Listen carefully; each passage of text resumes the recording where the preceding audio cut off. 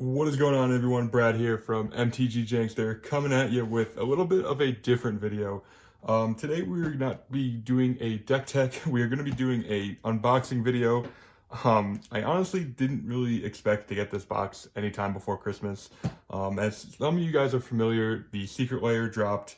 I did bite the bullet and spent the money on the collection. So every single piece of Secret Lair is going to be in here: Bitter Blossom, Serum Visions, all that kind of stuff. Something I'm really excited about is seeing which stained art glass planeswalker I get for each set. So without further ado, we're going to be delving into this Secret Lair unboxing. I honestly really got this for the Bitter Blossom in my Alayla deck. I didn't have one before, so I mean, I didn't mind really dropping the money on a fancy art one.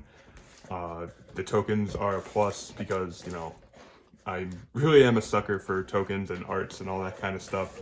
So here we have it, guys. We got 7 boxes in here. I think they should be labeled with each one. Yeah, so Secret Lair, Seeing Visions. This is going to be the first one.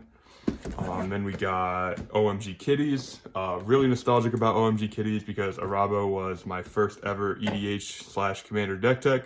So I am going to be rebuilding either Arabo or Miri. Haven't really decided yet, but both are very viable options for Commander. Then we have Explosion Sounds. This is the Goblins one. We got Bitter Blossom Dreams, the one I'm most looking forward to. Then we got Kaleidoscope Killers, the Dragon, and all that kind of stuff. Then we got Eldraine Wonderland, the super foil little, you know, basic snowlands that they printed. Honestly, probably one of the least exciting ones. And then, of course, we have Restless in Peace with the Life from the Loam and that kind of stuff. So we're just gonna start doing some unboxing real quick here. Honestly, I think the first one that we're gonna do is Eldraine Wonderland because I think it is the most lackluster out of all of the 7. So we're just gonna do this quick.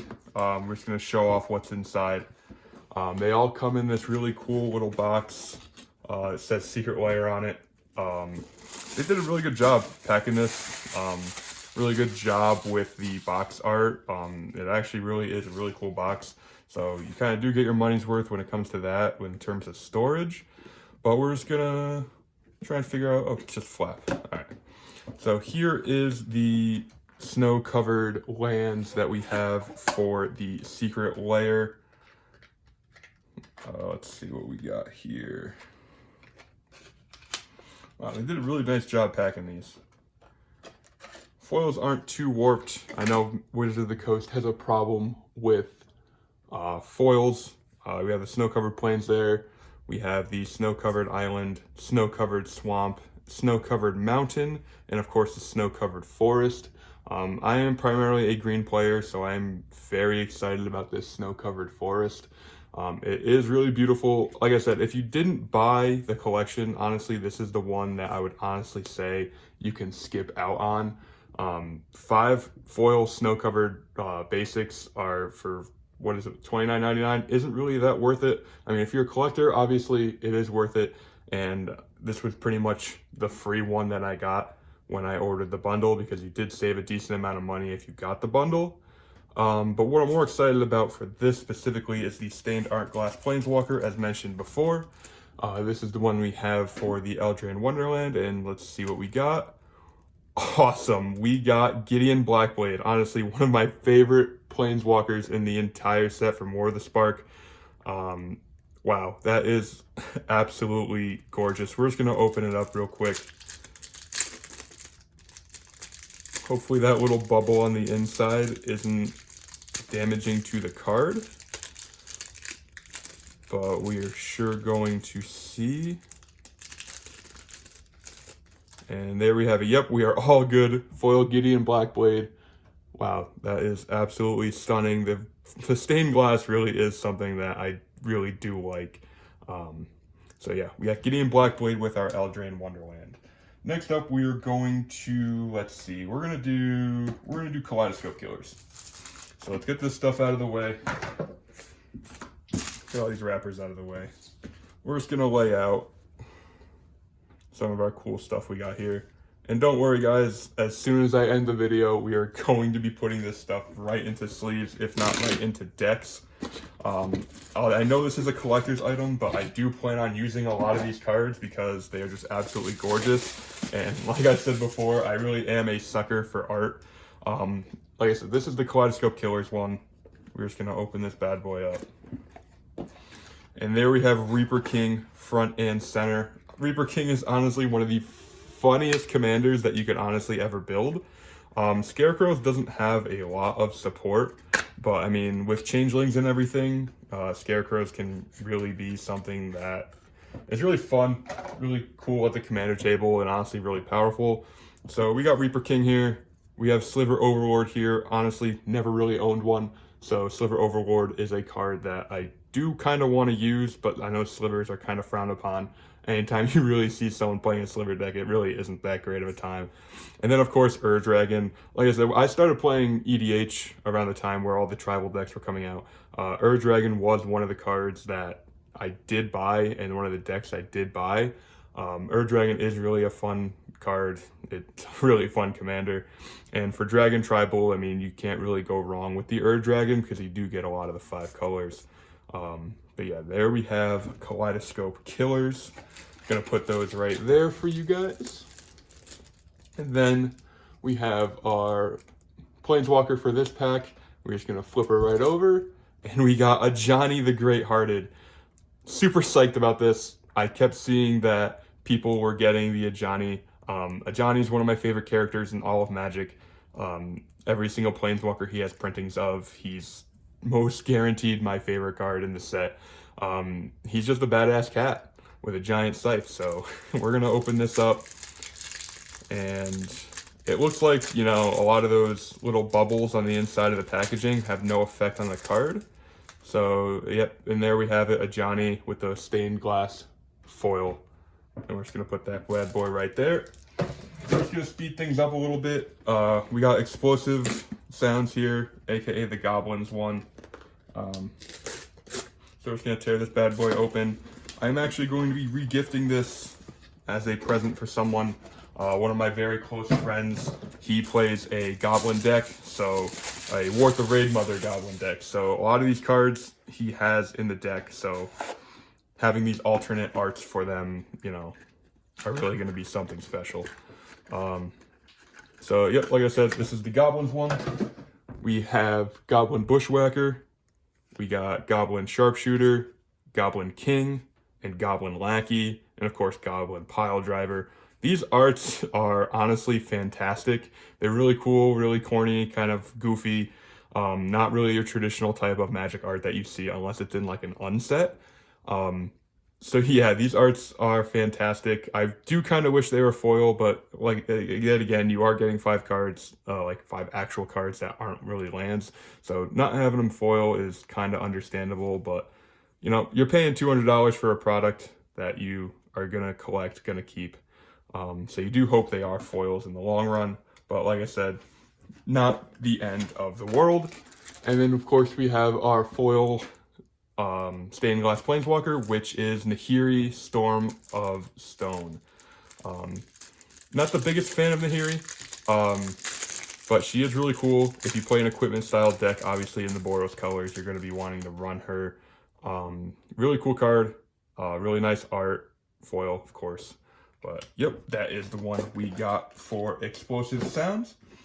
Next, we are going to do Seeing Visions. Serum Visions is honestly probably one of my favorite cantrips they've ever printed, next to Opt and Ponder. So I'm really pumped about